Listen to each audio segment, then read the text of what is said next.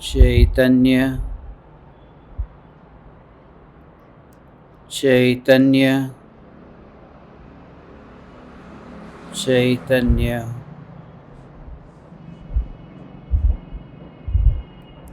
चैतन्य स्वभावी भगवान आत्मा अनादि अनंत शुद्ध चैतन्य मात्र है।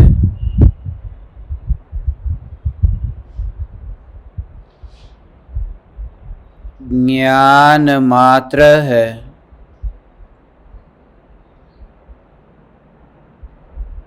मैं शुद्ध चैतन्य मात्र, ज्ञान मात्र, भगवान आत्मा हूँ।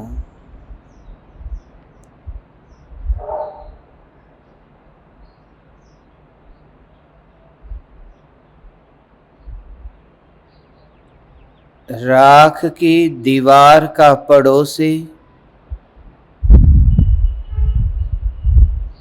चैतन्य महल हूँ।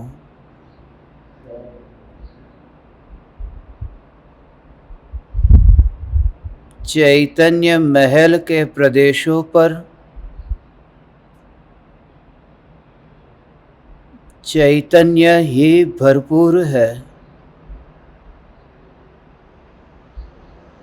जिस चैतन्य प्रदेश पर राख की दीवार का निर्माण नहीं हो सकता,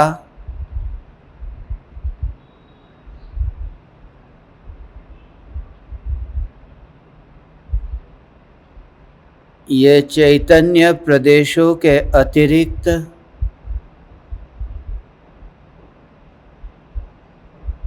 मेरा कहीं भी विस्तार नहीं है।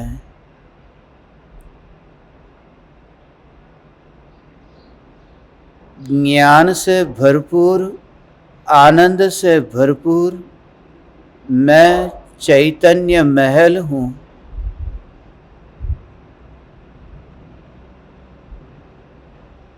प्रति समय ज्ञान की अवस्था में जो ज्ञेयों का प्रतिबिंब पड़ता है,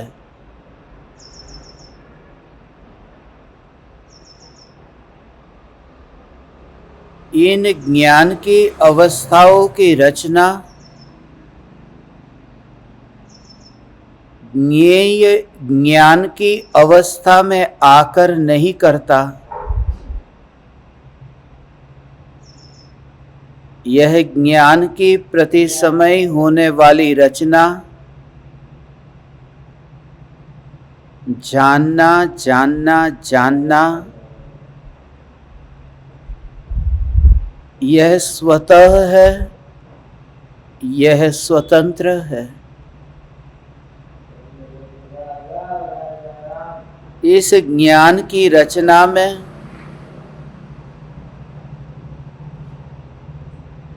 ज्ञान का ही परिणमन है, राख का नहीं।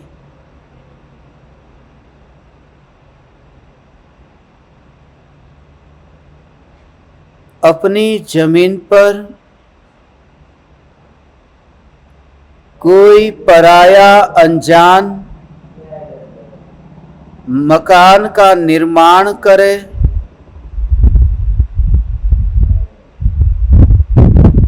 तो वह अनीति है, अन्याय है।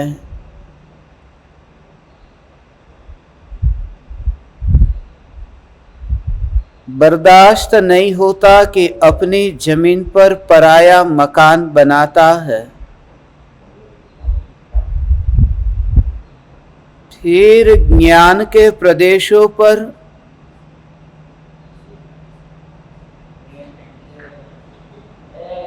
इन पुद्गल परमाणुओं ने राख की दीवार का निर्माण क्यों किया? चैतन्य प्रदेश पर ये देह का निर्माण क्यों हुआ? मगर निश्चिंतता इस अनुभव से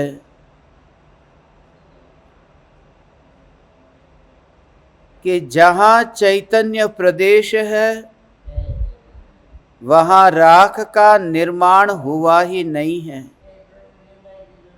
वहाँ देह का निर्माण हुआ ही नहीं है।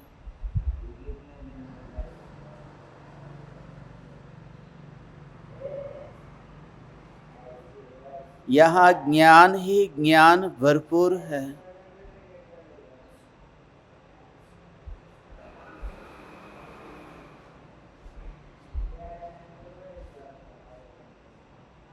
ज्ञान मात्र की अनुभूति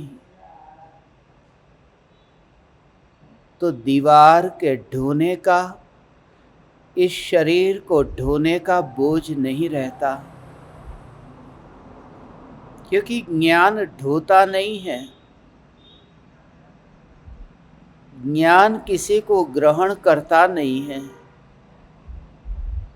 मैं ज्ञान मात्र चैतन्य परमात्मा हूँ। राख की दीवार का निर्माण मेरे भीतर कैसे होगा? इस महल में तो अवकाश नहीं है।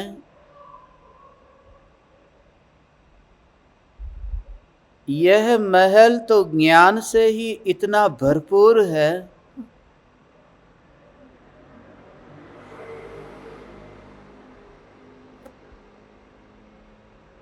राख की दीवार का एक भी परमाणु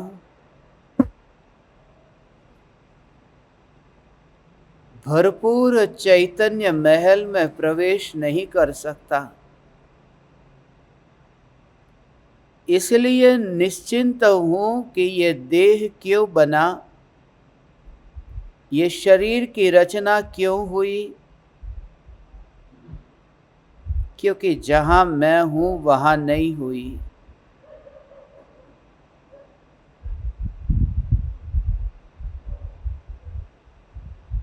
ज्ञान की अवस्था में यह राख की दीवार प्रतिबिंबित हुई है।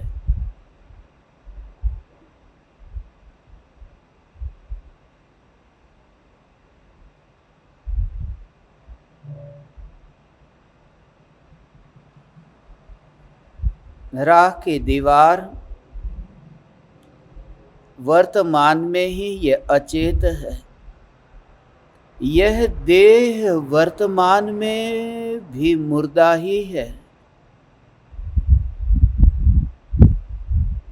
यह देह सदाकाल मृत है। देह परमाणु के अतिरिक्त और कुछ भी नहीं है।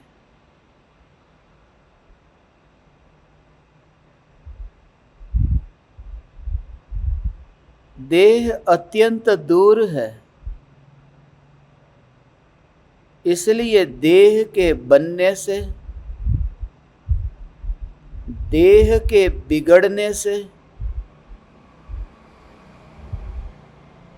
देह के बिखरने से दुख नहीं है। अनंत काल से अनंत दुख देह के कारण नहीं भोगा। दुख का अनुभव होता है वह देह का अनुभव नहीं है, वह राग का अनुभव है। दुख की अनुभूति में राग की अनुभूति है, मोह की अनुभूति है।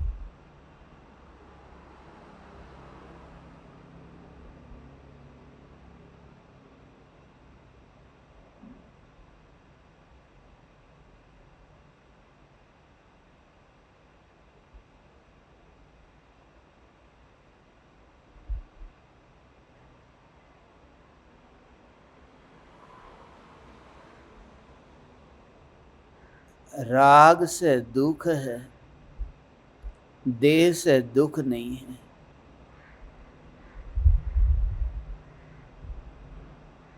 देह दुख का भी कारण नहीं है और ज्ञान का भी कारण नहीं है। ये सदाकाल मुर्दा है।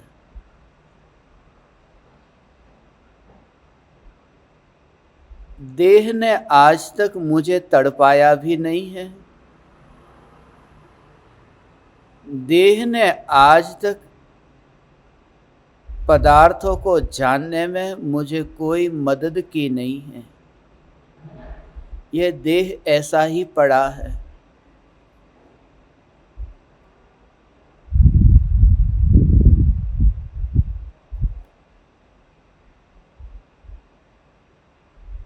दुख के वेदन में राग है और जानने में ज्ञान है।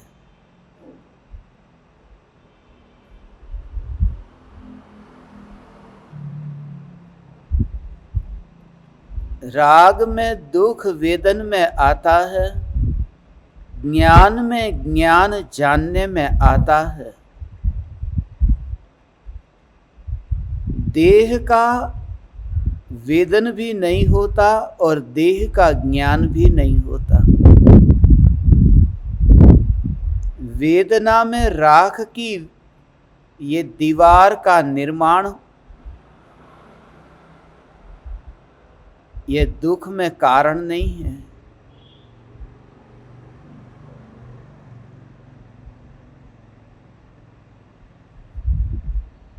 राख अत्यंत दूर है।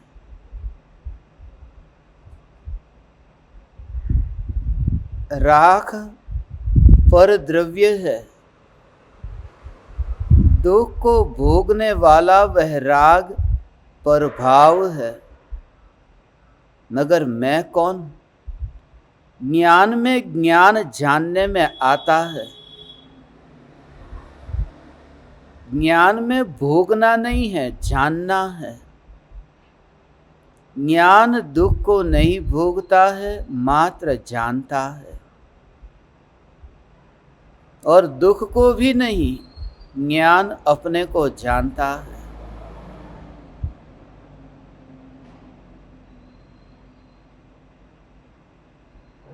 राग के कारण दुख भोगने में आता है, ज्ञान के कारण ज्ञान में ज्ञान जानने में आता है। भोगना और जानना, इन दोनों के बीच में ऐसा विरोध है। एक है जड़ का परिणमन, एक है चेतन का परिणमन। राग, दुख, वेदना ये जड़ का परिणमन है,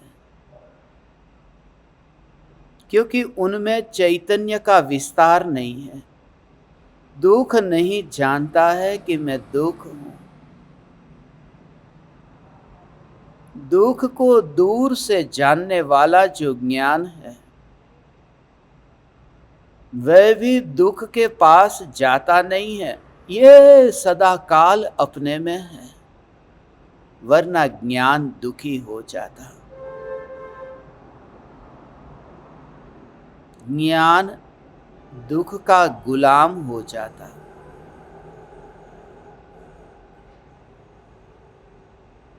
ज्ञान दुख के पास में कुछ मांगने जाता कि मुझे तुझे जानना है, मगर ज्ञान अपने को जानता है, इसलिए न देह का गुलाम है, न राग का गुलाम है, न दुख का गुलाम है। यह ज्ञान अपने को जान रहा है।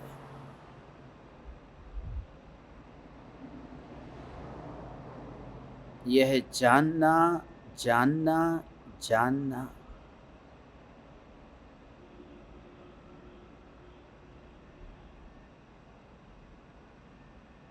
देह की रुचि अब बिल्कुल नहीं, राग की रुचि बिल्कुल नहीं। राग है मगर राग की रुचि नहीं है, क्योंकि राग की रचना में ज्ञान की रचना कुछ भी नहीं करती।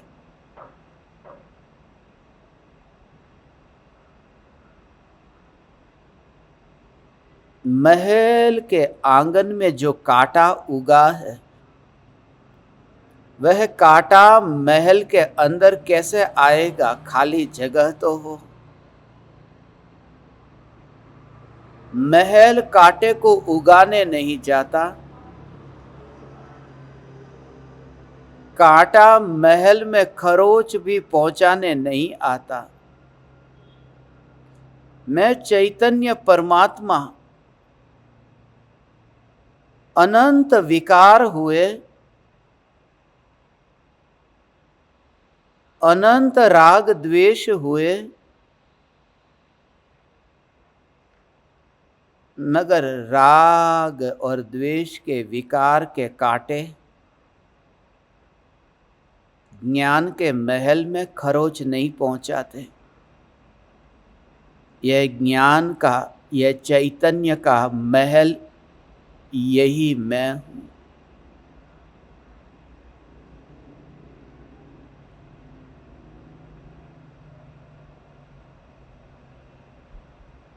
दर्पण तैयार है,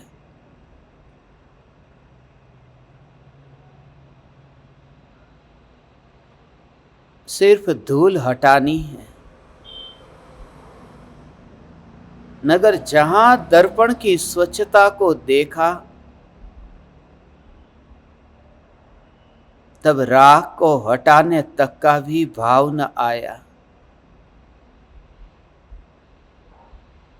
क्योंकि स्वच्छता में धूल नहीं है। धूल है मगर स्वच्छता में नहीं है। यह चैतन्य स्वच्छ स्वच्छ स्वच्छ, ऐसा अनंत शक्तिशाली ये चैतन्य चैतन्य चैतन्य।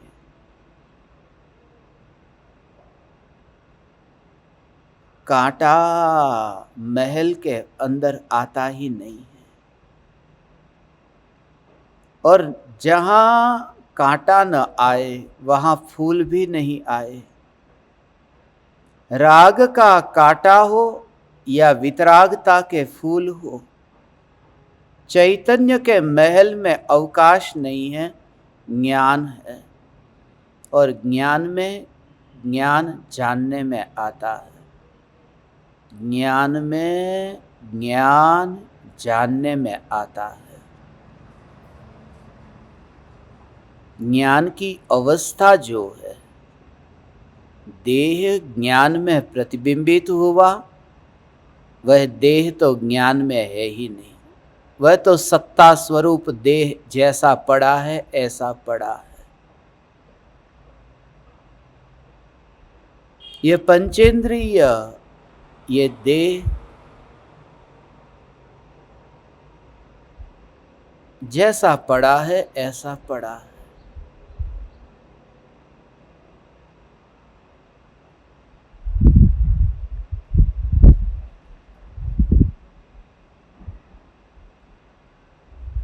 जानवरों का शरीर तो कुछ और काम में भी आ सकता है।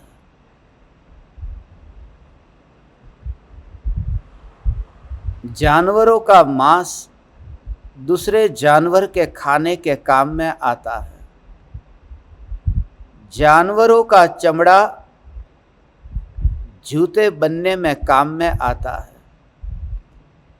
ये मनुष्य देह, ये मुर्दा तो किसी भी काम का नहीं। ये मुर्दा किस काम में आए? एक ही उपयोग हो सकता है, मुर्दे में रह करके जिंदा को दूर देख लेना। यह जिंदा त्रिकाल, यह चैतन्य चैतन्य चैतन्य। देह ऐसा ही पड़ा है, पर द्रव्य है। राग और द्वेष प्रभाव है, और ज्ञान में ज्ञान जानने में आता है।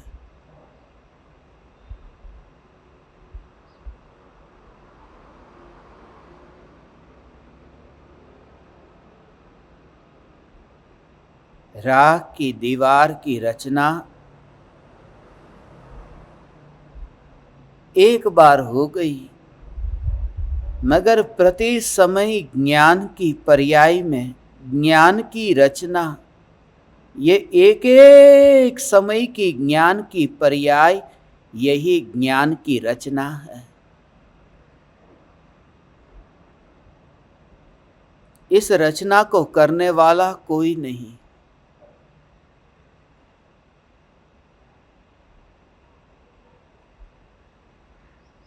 फूलों में खुशबू भरने कोई गया नहीं।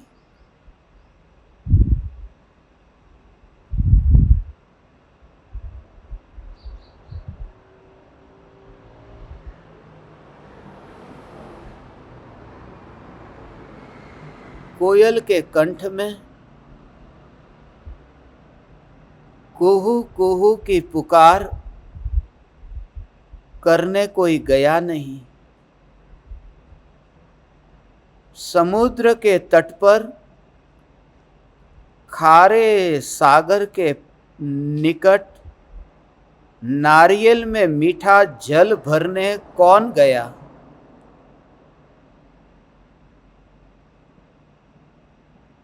ये प्रकृति की सहज रचना है।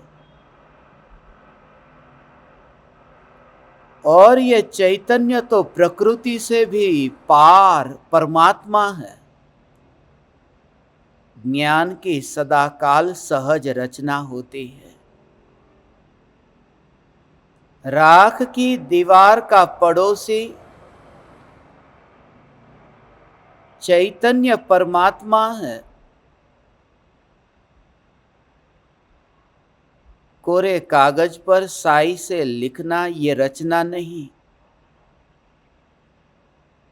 ज्ञान की एक एक समय की पर्याय में जानना जानना जानना, यही ज्ञान की रचना है।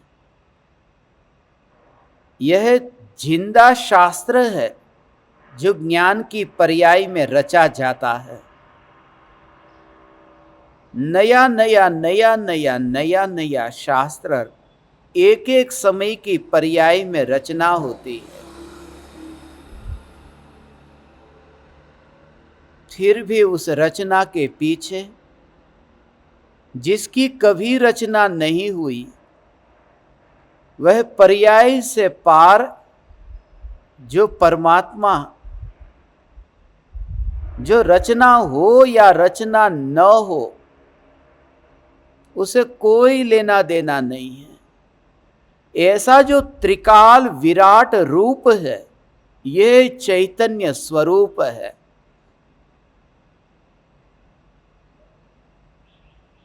चेतना की रचना से पार चैतन्य है। रचना चेतना है, पर्याय है। चेतना से पार में चैतन्य। चेतना की रचना है, चैतन्य की रचना नहीं। कभी न रचा गया, ऐसा में ध्रुव चैतन्य, चैतन्य चैतन्य।